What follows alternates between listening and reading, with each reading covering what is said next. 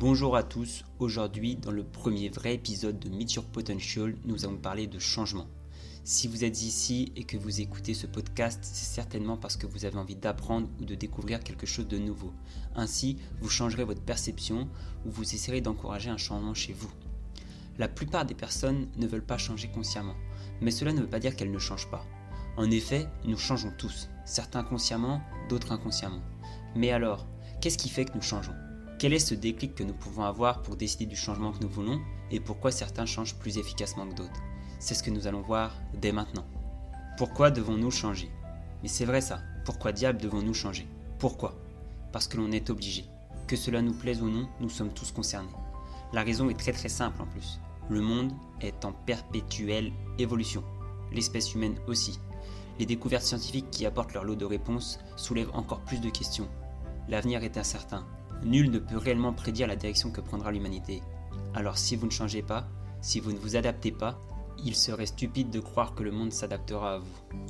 Le monde évolue, qu'on le veuille ou non. Il avance, change et se modifie. Si vous êtes au point E et qu'un train va de A à Z, vous feriez mieux d'avancer vers F, de sauter dedans ou de l'esquiver. Mais tout cela nécessite que vous changiez votre état initial. Sinon vous serez percuté, expulsé, oublié et surpassé par le changement.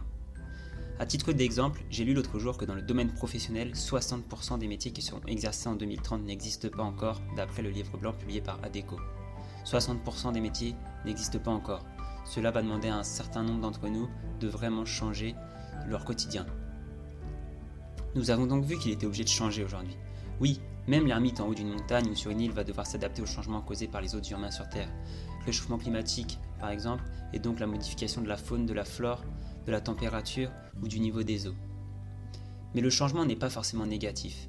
Le changement est même positif. Il est dans la constante de la vie. Ça s'appelle l'évolution. Donc, nous changeons tous. Je le disais juste avant, nous changeons tous. C'est le principe même de l'évolution. Nous sommes différents dans nos actes, dans nos pensées et dans notre manière d'agir, de notre nous d'il y a 5 ans ou même d'il y a 3 mois. Mais certains changent et évoluent à des vitesses incroyables, tandis que d'autres s'enfoncent dans de mauvaises habitudes ou ont du mal à modifier leur comportement. Donc, nous devons changer, nous le savons, et de toute manière nous changerons, car sinon nous ne serons plus là. Mais alors, comment pouvons-nous influencer ce changement ? Les étapes du changement conscient. 1. Vouloir changer. 2. Avoir un déclic. 3. Choisir sa direction. 4. Planifier et évoluer. 5. Recommencer. Vouloir changer. Quelque chose de primordial pour qu'un changement s'opère comme on le souhaite, c'est de le vouloir. Mais le vouloir vraiment, prendre la vraie décision forte de changer. Décider qu'on veut modifier quelque chose, un comportement, un résultat, une direction.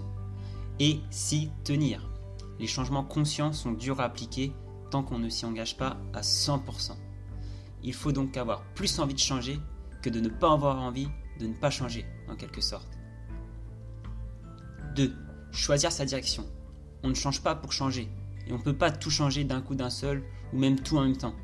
Donc il faut savoir ce que l'on vise, définir un objectif précis qui demandera une ou un ensemble d'actions pour y parvenir, mais c'est vraiment le chemin vers cet objectif qui va créer le changement.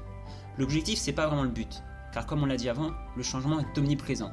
Donc certainement même en ayant atteint votre objectif de départ, vous changerez à nouveau. Un peu comme sur une route sinueuse, à chaque virage, vous avez envie d'aller voir ce qui se cache derrière le virage suivant. 3. Planifier et évoluer. C'est un peu ce que je viens d'expliquer. À un moment T, on sait où on est et vers quoi on aimerait aller. Appelons T2. Nous planifions donc plus ou moins le chemin de T1 vers T2. Mais une fois arrivé à T2 ou même sur la route, on aura sûrement envie d'évoluer encore vers une destination T3, T4, T2 bis. Bref, le principe du changement, c'est bien d'être en mouvement dans un monde qui est en mouvement. Sinon, on est expulsé du référentiel. Ceux qui ont de vagues souvenirs des cours de physique du collège vont se rappeler de cela. Sinon, je vais la faire courte. Si un point est fixe dans un référentiel en mouvement, soit 2 possibilités. 1. Le point est interne au référentiel et donc se déplace en même temps que lui. Par exemple, vous êtes dans un train, le train se déplace, donc vous aussi. Soit 2. Le point est en dehors de ce référentiel, il est dans un autre référentiel, auquel cas il est éjecté du référentiel lorsque celui-ci bouge. Par exemple, vous êtes sur le quai de la gare, et le train s'en va. Vous restez en contact avec le train le temps qu'il défile dans la gare, mais lorsque le dernier wagon s'en est allé, vous vous retrouvez projeté hors de ce référentiel. Vous ne pouvez plus interagir avec celui-ci. Le fameux déclic. Tout changement est produit par un stimulus, conscient ou non. Pour les changements conscients comme ceux dont on parle en ce moment, il peut y avoir différents types de stimulus. Une trop grande souffrance ou un choc émotionnel vont être des gros stimulus externes, plus causés par de la douleur. Mais la douleur est importante pour changer. Il faut en avoir marre de son ancien comportement. Un défi lancé, un livre qui nous a fait une révélation ou une discussion avec un ami peut être aussi source de changement. Mais là, on va dire que c'est plus un changement conscient, choisi par soi-même. En conclusion, dans le monde d'aujourd'hui, avec la pression sociale et le regard des autres, il faut savoir se dire « Peu importe ce que l'on pense de moi, si je veux changer, je changerai ». La force de ceux qui modifient sans cesse leurs actions ou leurs habitudes pour en prendre des meilleures pour eux, c'est qu'ils savent que les changements leur apportent des bienfaits et que ces bienfaits cumulés leur permettent à chaque fois de devenir une meilleure version d'eux-mêmes. Ne pas se mentir, savoir ce que l'on devrait changer, puis vouloir réellement changer cela car c'est important pour nous, et enfin s'y tenir, évaluer après coup si nous allons toujours dans la meilleure direction et si besoin rectifier le tir, c'est cela changer dans un monde en perpétuel changement. Pour rester dans ce thème, ou plutôt pour continuer sur cette lancée, le prochain épisode s'intitulera « Avant la productivité, l'envie ». Je vous remercie à tous de m'avoir écouté, n'hésitez pas à m'envoyer un message si ça vous a plu, à vous abonner, peu importe la plateforme.